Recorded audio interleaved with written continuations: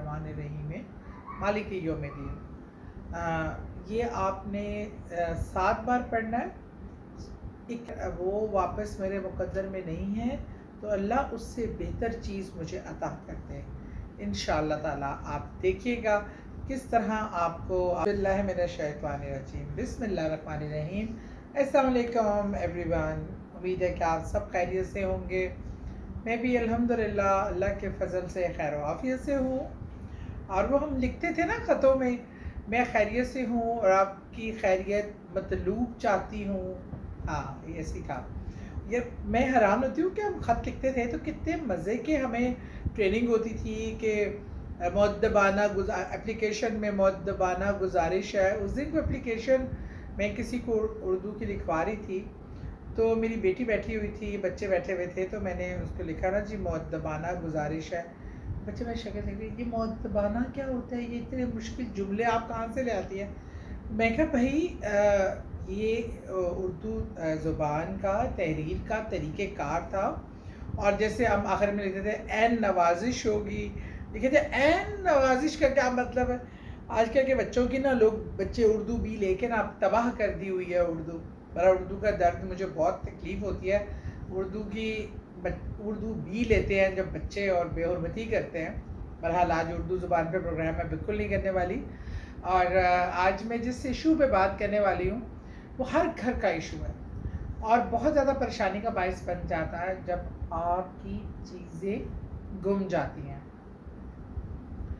چیزیں گمنا اور چیزوں کا چوری ہونا ایک الگ چیز ہے۔ اگر کوئی باقاعدہ چوری ہوئی ہے تو اس کے لیے ایک الگ طریقہ کار ہوتا ہے، لیکن گھر میں سم ٹائم کوئی بہت قیمتی چیز بھی گم جاتی ہے اور آپ ڈھونڈ ڈھونڈ کے تھک جاتے ہو کہ آپ کو سمجھ ہی نہیں آتی کہ وہ چیز کہاں پڑی تھی، کہاں گئی، کون لے کے گیا، کیسے گئی، نہ تالا ٹوٹا، نہ چابی کی میرے علاوہ کسی کے پاس ہے۔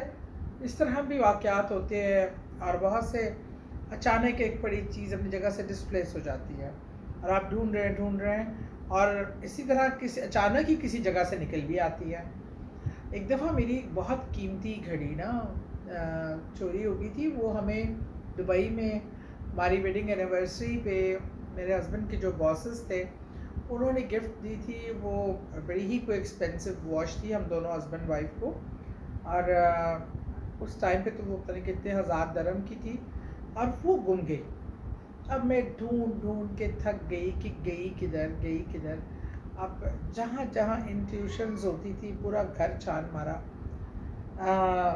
پھر میں نے جو میں آپ کو بتانا چاہ رہی ہوں یہ پڑھائی کی، اور پڑھائی کرنے کے بعد اب یقین مانیں گے میں اپنے بیڈ پہ بیٹھی ہوئی تھی 1000 بار، اس کے بعد جھاڑوਆਂ ٹاکی صفائی سب ہو چکا ہوا تھا، تو میرے بیڈ کی سائڈ سے سرہانے کی سائڈ پہ نیچے دیکھا تو میری وہ گھڑی پڑی ہوئی۔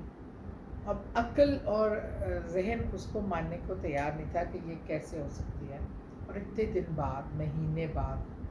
تو بہرحال اللہ کے کام ہے۔ میں نے کہا کیوں نہ، ہماری اکثر بہن بھائیوں کو یہ ایشو ہوتا ہے، گھر میں خاص طور پر خواتین اس اذیت سے گزرتی ہیں، تو میں نے کہا کیوں نہ اللہ کا کلام ہے، میں آپ کو اس پر ایسا وظیفہ بتاؤں، ایسا عمل بتاؤں جس کے کرنے سے انشاءاللہ تعالیٰ بفضل خدا آپ کی وہ چیز، گمی ہوئی چیز، اگر کوئی چوری کر کے گھر سے باہر لے گیا ہے، لیکن کوئی اگر سم ٹائم یہ بھی ہو سکتا ہے کہ ایون کوئی نکال کے لے کے بھی گیا ہے تو وہ واپس رکھ بھی سکتا ہے۔ اس کلام میں اتنی طاقت ہے۔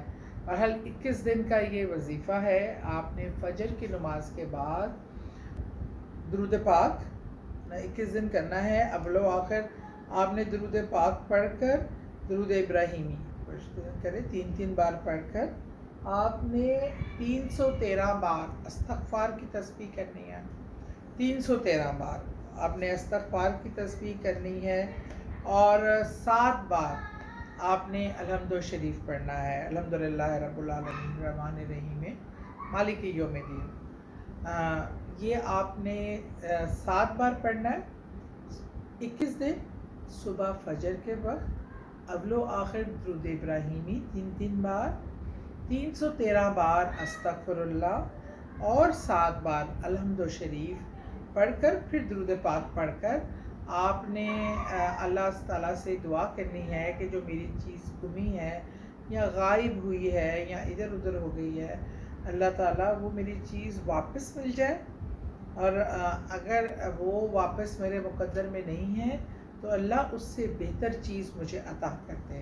انشاءاللہ تعالیٰ آپ دیکھیے گا کس طرح آپ کو آپ کی چیز بھی واپس ملتی ہے، اور اگر اللہ نہ کرے وہ چیز آپ کے مقدر میں نہیں ہے تو اللہ اس سے بہتر نعمت آپ کو عطا فرمائے گا۔ بہت شکریہ، دعاؤں میں یاد رکھیے گا۔